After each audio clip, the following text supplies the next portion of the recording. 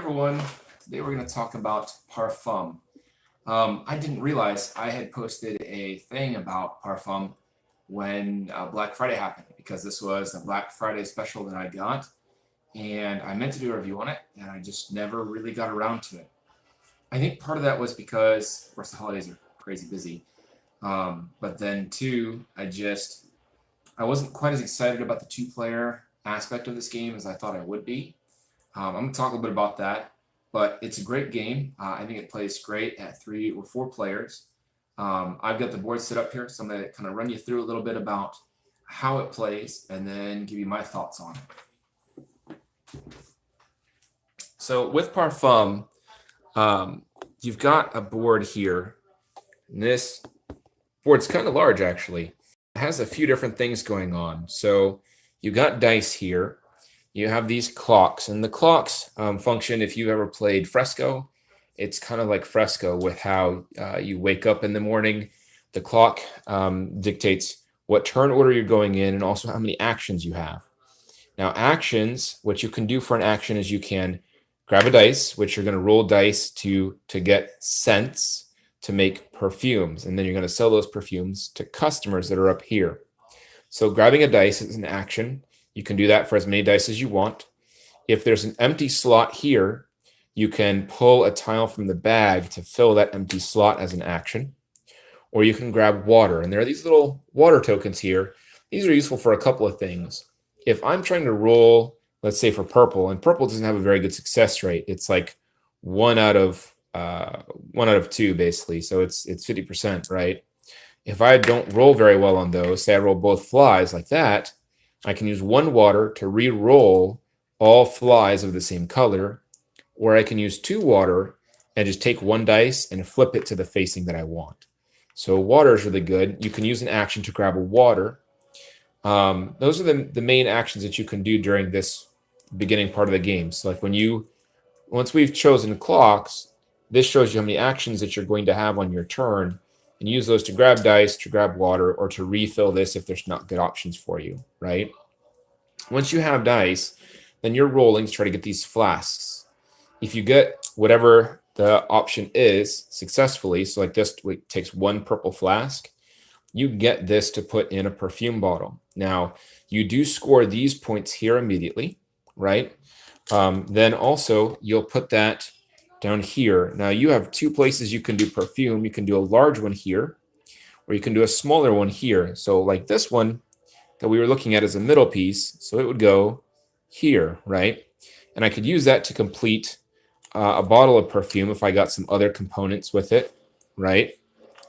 And then this perfume would have vanilla and lavender and daisies or peonies, whatever those are, in there. And once it's complete, I would get 3 of these little wooden flask meeples to show that I've got perfume to sell, right? So each player gets a turn like that to try to complete these. You score whatever's on these little cards as you go, whatever the points are there, right? And then you go to a sell phase. And during the sell phase, you get 2 opportunities to sell, again, in turn order. So if I was first player, I'm going to sell first. If I was third player, I'm going to sell third, right? So selling, you're going to sell to customers that are up here. So if I'm selling, like, say, one of my vanilla from this bottle that I just made, because I have vanilla here, I can sell 1 flask, and that will complete what this customer wants, which is worth 5 points. You can see that right there. And then I'd put this token in my player area. If I still had perfume to sell and it was still available, maybe I could also sell to the peony, which I think I have here, or lilac, whatever they are, I'm not really sure, and get additional points that way too. If I can't sell to any customers in the row here because they're all gone or I don't have what they need, I can also sell a small bottle for 2 or a big bottle for 3, respectively. So that's really pretty much the game. The only other thing of note is that water, sometimes they'll be blank on the back, and sometimes they'll have points like this as 2 points. And if you save these throughout the game, you can get those points at the end of the game. That can be rather difficult to do, as you have to spend water to adjust dice, and it's the only way to do it. There are some that even have 3 points on there, but I mean, overall, that's pretty much it. The game ends when either you run out of these tiles in the bag, or the customers, there's a stack of tiles. When you get to this guy, you basically do one more round, and then the turn is over. That's called closing time, basically. So I'm going to talk to you briefly now about my thoughts on the game, both 2 and 3 players here.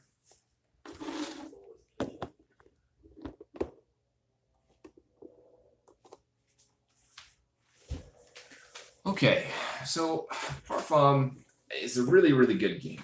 I enjoy it a lot. We've played it around the house a few times now. We actually played this in Lawrence, Kansas, before we moved to Largo, Florida, where we are now. When we played this in Lawrence, we checked it out from the local library. It's amazing that the library up there does board games. Just shout out to them for that. It was a cool move on their part. So we checked it out from the library first. We played it up there, and every time we played it up there, we always played with 3. I think we played it 2-player, maybe once up there, but mostly 3 people or 4 people. In 3 and 4 players, there are enough player interactions that the game flows smoothly, right? Because you're constantly trying to get these perfume scents, and there's never enough available. You're constantly trying to sell to customers, and there's never enough available. There's always somebody that's kind of going short, or somebody that has they're trying to utilize every single action, right? And actions can be precious. In the 2-player game, what they do is you use the 4-player side of the board, which has 4 clocks. I didn't show you that here, but it has 4 clocks, and each of those clocks has actions. And then what you do basically is, in the 2-player game, you each choose 2 clocks, and you each get 2 full turns, and you each get to sell 4 times. That is so many actions for 1 player that is just overwhelming. And what ends up happening is the board is just full. You constantly have more perfume than you can sell. There's not a lot of tightness to the game. It's almost kind of the opposite, because you really stay within so few points of each other, and if one of you gets behind, it's really hard to catch up. And I don't mean impossible, nigh impossible.